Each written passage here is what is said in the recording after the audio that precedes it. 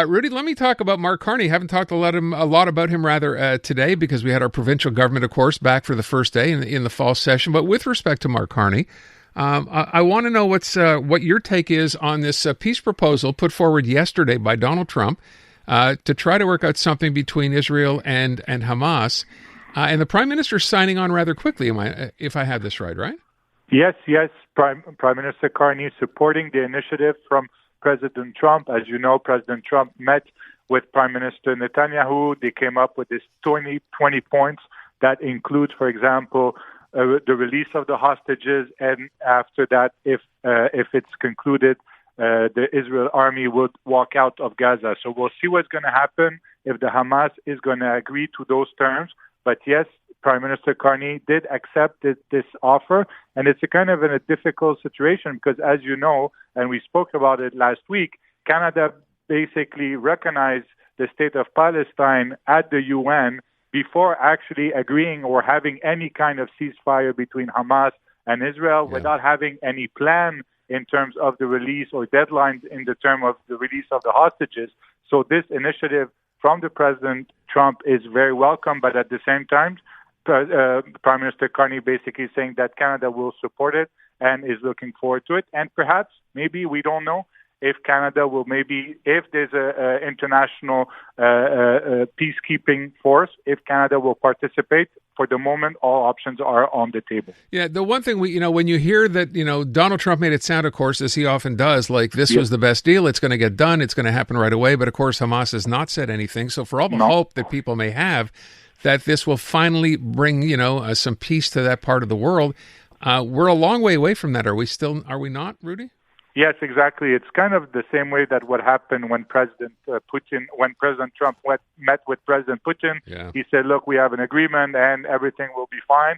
And we're now a month after that and nothing is happening. So we're still waiting for Hamas to basically propose a response. But for the moment, it's still constructive because, Israel and Prime Minister Netanyahu did agree to it. Just before it was supposed to be 21 points, now it's 20 points, but at least there's an agreement on the Israeli side. So it's very interesting to see if Hamas will follow through. I was talking just earlier with Guillaume Clich-Rivard from Quebec Solidaire, and I know we talked about this earlier in the show. So you were paying attention to the first day back in the National Assembly. Any surprises for you? It's very interesting. So first of all, it's going to be a different dynamic in the National Assembly because you have Pablo Rodriguez, who's now the leader of the PLQ, but he doesn't hold a seat. So now it's more Marois Risky, who's now the leader of the opposition. She's going to be the one asking questions directly to Premier Legault. She's going to have most of the headline or the exposure, I should say. And it's going to be interesting because she's not running again.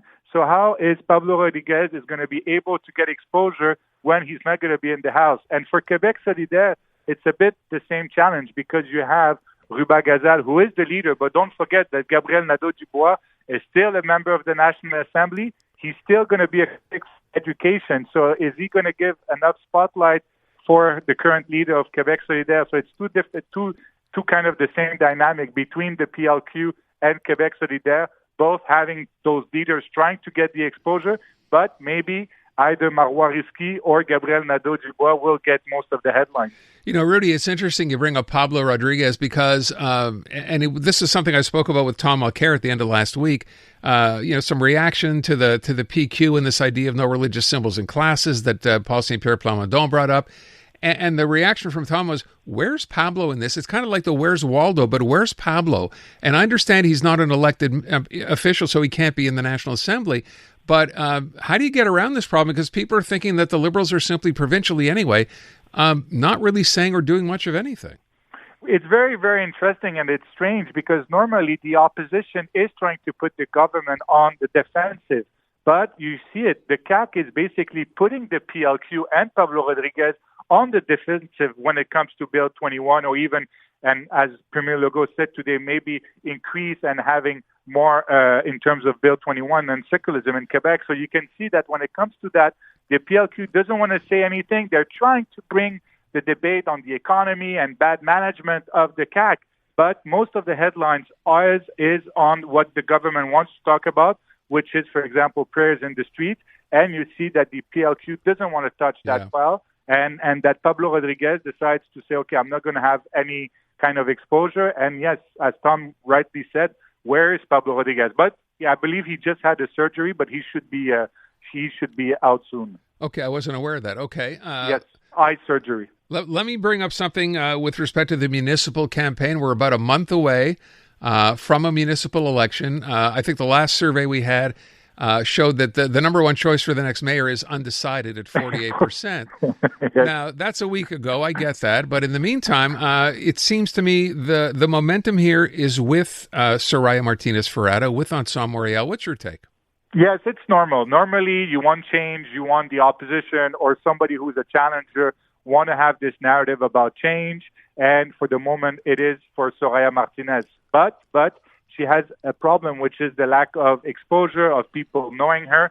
And as you rightly pointed out, 48% of people are still undecided. Is it because people are not paying attention, or is it because they don't see either candidates, or even if you add Craig Sauvé in the mix, those three candidates as somebody who can be mayor? So it's very difficult for those candidates to basically say, look, I need to put a solution in front of voters, but maybe voters are not also paying attention because they don't like the leaders. So it's going to be a challenge, but for the moment, Soraya Martinez is ahead, and it's at the end of the day, you have to think with what happened with Valérie Plante and her party, she should be way, way up. And she still has a lot to deliver to make sure that she sits as the next mayor. You know, it's interesting. We had a situation last week. Valérie Plante had done some, farewell interviews, if you will, with a variety of like TV anchors, et cetera. And one of the things that came up was the fact that her staff put together I believe it's a 102-page report outlining all the great things that she had done as mayor, which caught a lot of people by surprise because this is typically not what an outgoing mayor does. Surprised?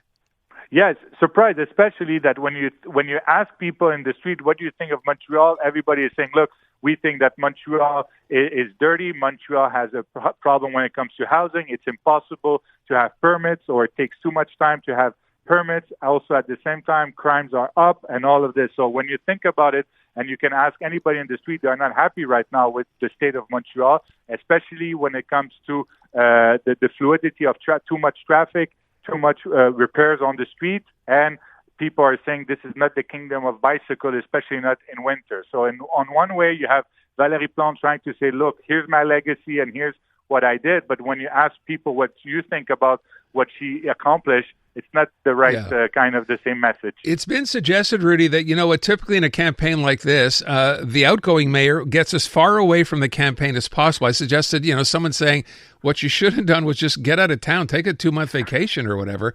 How does that usually work? Yes, it's very difficult, and we saw it with Mark Carney at the same time. Mark Carney basically decided to turn the page on Justin Trudeau. We see it also a little bit on Luc Rabouin. Think about the Mount Royal. Reversing the decision on Valérie Plante when it comes to the Mount Royal. So you can see that he's also trying to take a bit of distance when it comes to Valérie Plante, but it's difficult to take a distance when you were number 2 of that administration, which wasn't the case, for example, for Mark Carney. Mark Carney can say, I was never a minister of Justin Trudeau and I do as I please. Luc Rabouin is not in the same situation. Last question, just to talk about what we were talking about today, Truth and Reconciliation Day. What's your take on where Canada stands as far as the process is concerned with our Indigenous peoples here? But it was very weird today because, for example, just before the Premier's speech at the National Assembly, normally the tradition is that the Lieutenant Governor of Quebec, Manon Jeanette, is the one who introduced the Prime Minister. And what happened is that QS and the PQ walked out of the speech because they say they're against monarchy. But what they don't realize is that our Lieutenant Governor of Quebec also is the first Indigenous person to hold this position.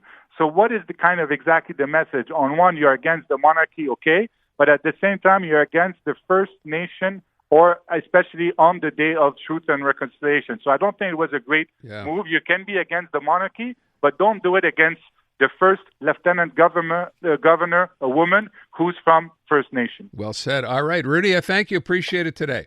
Thank you. Introducing Bryan Adams Radio on iHeartRadio. Hosted by Bryan Adams himself. Join me for an insider look on a wild ride through 40 years of global rock and roll. Bryan Adams Radio. Now available on the free iHeartRadio app. Or ask your smart speaker to play Bryan Adams Radio on iHeartRadio. Who's ready to rock? Kids wanna rock.